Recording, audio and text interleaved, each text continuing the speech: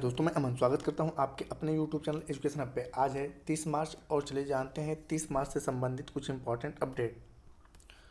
तो आज का पहला अपडेट से किस बैंक ने हाल ही में अपनी पहली इलेक्ट्रॉनिक बैंक गारंटी जारी की है? ऑप्शन है यूनियन बैंक ऑफ इंडिया, बंधन बैंक, एक्सिस बैंक या एस बैंक। तो जानते हैं यहाँ पर कि एस बैंक ने अपनी पहली इलेक्ट्रॉनिक बैंक गारंटी ईबीजी जारी करने के लिए national e governance services limited के साथ सहयोग किया है।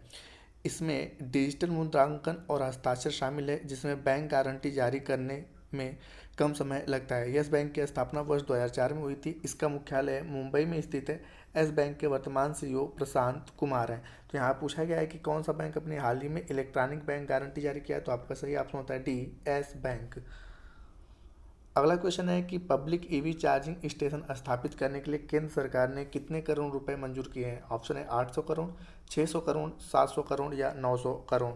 तो जानते हैं यहाँ पर कि देश भर में 7,432 सार्वजनिक फास्ट चार्जिंग स्टेशन स्थापित करने के लिए केंद्र सरकार ने FAME योजना फेज 2 के तहत 800 करोड़ रुपए मंजूर किए हैं। सरकार ने इलेक्ट्रॉनिक वाहनों के बड़े पैमाने पर उपयोग के लिए आवश्यक बुनियादी ढांचे में सुधार के लिए 2015 में fast adoption and manufacturing of electronic vehicle यानी कि फेम इंडिया स्कीम तैयार की थी। इस योजना का पहला चरण 1 अप्रैल 2015 में शुरू हुआ था। 2 साल की अवधि के लिए स्वीकृत किया गया था। तो यहाँ पूछा गया है कि पब्लिक ईवी चार्जिंग स्टेशन स्थापित करने के लिए केंद्र सरकार ने कितने करोड़ रुपए की मंजूरी राशि दी है? तो आपका सही ऑप्शन होता है ए, 800 करोड़ रुपए। अगला क्वेश्चन है कि सरकार ने पैन आधार लिंक करने की समय सीमा बढ़ाकर कितना कर दी? ऑप्शन है 30 जून 2023 या 31 मार्च 2023 या 30 जुलाई 2023 या 30 अगस्त 2023। तो जानते हैं सरकार ने फिर से पैन आधार लिंक करने की समय सीमा बढ़ा दी है। करदाताओं को कुछ और समय देते हुए सरकार ने पैन व आधार को लिंक करने की अंतिम तिथि 30 जून 2023 कर दी है। अब तक 51 करोड़ से अधिक पैन आधार से लिंक हो चुके हैं, जिसमें 1 जुलाई 2017 तक पैन कार्ड आवंटित किया गया है और साथ ही वह आधार नंबर प्राप्त करने के पात्र हैं। उन्होंने 30 जून 2023 तक अपने आधार और पैन को अनिवार्य रूप से लिंक करना होगा।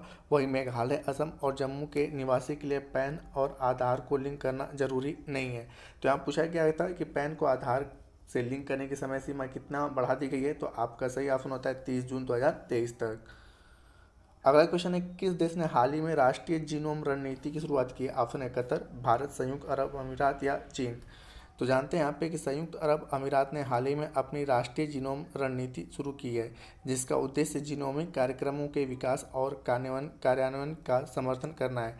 यह रणनीति 10 वर्षों तक चलेगी और देश की सार्वजनिक स्वास्थ्य प्राथमिकताओं को पूरा करने पर ध्यान केंद्रित करेगी। वर्ष 2021 में स्थापित अमीरात जीनोम काउंसिल राष्ट्रीय जीनोम रणनीति की देखरेख करेगी। इस कार्यक्रम में राष्ट्रपति शेख मोहम्मद बिन जायद अल नाह्यान ने भी भाग लिया। तो यहाँ पूछा है किस देश ने हाल ही में राष्ट्रीय जीनोम नीति की शुरुआत की है? तो आपका सही ऑप्शन होता है सी, संयुक्त अरब अमीरात।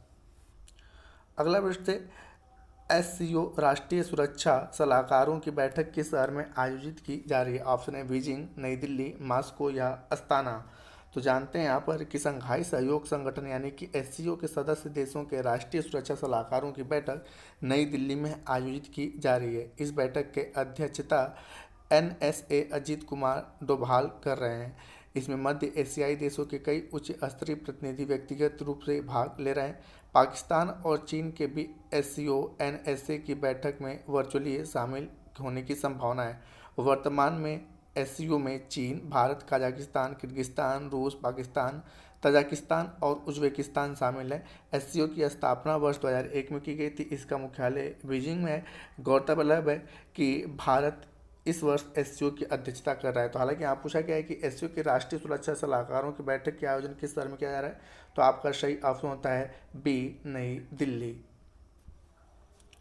अगला क्वेश्चन है कि किसे अंतर्राष्ट्रीय मुक्केबाजी संघ यानी कि IBA के उपाध्यक्ष के रूप में चुना गया है? ऑप्शन है आपका अजय सिंह, गगन मोहंती, विजेंद्र सिंह या मैरी कॉम। तो जानते हैं यहाँ पर कि बॉक्सिंग फेडरेशन ऑफ इंडिया यानी कि बीएफआई के प्रमुख अजय सिंह को अंतर्राष्ट्रीय मुक्केबाजी संघ यानी कि आईबीए के उपाध्यक्ष के रूप में चुना गया है।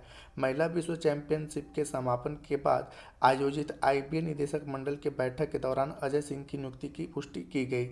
वह आईबीए के तीसरे उपाध्यक्ष बन गए और 2026 तक यूक्रेन के व्लादिमीर प्रेडविंस और सर्बिया के अब्दुल मुतालिब अवकारोव के साथ इस पद पर बने रहेंगे। आईबीए की स्थापना वर्ष 1946 में की गई थी। इसका मुख्यालय लानेज स्विट्जरलैंड में है। तो यहाँ पूछा गया है कि किसे अंतर्राष्ट्रीय मुक्केबाजी संघ यानी कि आईबीए के उपाध्यक्ष के रूप में चुना गया है। तो आपका सही ऑप्शन होता है ए, अजय सिंह। आज का अंतिम अपडेट है, वर्ल्ड बैंक ने किस राज्य में स्वच्छ पेयजल के लिए 36.3 करोड़ अमेरिकी डॉलर ऋण की मंजूरी प्रदान की है। ऑप्शन है उत्तर प्रदेश, असम, बिहार या कर्नाटक। तो यहाँ पर जानते हैं कर्नाटक के 20 लाख ग्रामीण परिवारों को उनके घर में नलों से स्वच्छ पेयजल की आपूर्ति के लिए वर्ल्ड बैंक ने 36.3 करोड़ अमेरिकी डॉलर का ऋण मंजूर किया है। विश्व बैंक के एक बयान में कहा गया है कि कर्नाटक का लगभग 77% क्षेत्र शुष्क या अर्धशुष्क है। साथ ही इस क्षेत्र में भूजल की कमी है और पानी की गुणवत्ता भी लगातार खराब हो रही है। वर्ल्ड बैंक की स्थापना वर्ष 1944 में की गई थी। इसका मुख्यालय वाशिंगटन डीसी में स्थित है। तो पूछा गया है कि वर्ल्ड बैंक ने किस राज्य को 36.3 करोड़ रुपए का ऋण दिया है। तो आपका सही ऑप्शन होता है डी, कर्नाटक। तो दोस्तों ये रहे आज के करंट अफेयर्स के अपडेट। अब समय है आपके क्वेश्चन का आंसर देने का। तो आपसे पूछा गया था क्वेश्चन कि अंतर्राष्ट्रीय भारोत्तोलन संघ यानी कि IWF का हेडक्वार्टर कहाँ पे है। तो जिसका सही उत्तर था लाजेन, स्विट्जरलैंड।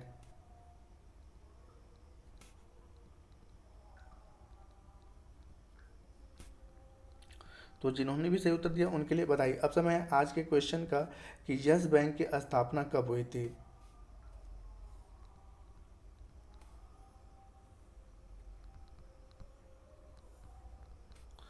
स्थापना कब हुई थी।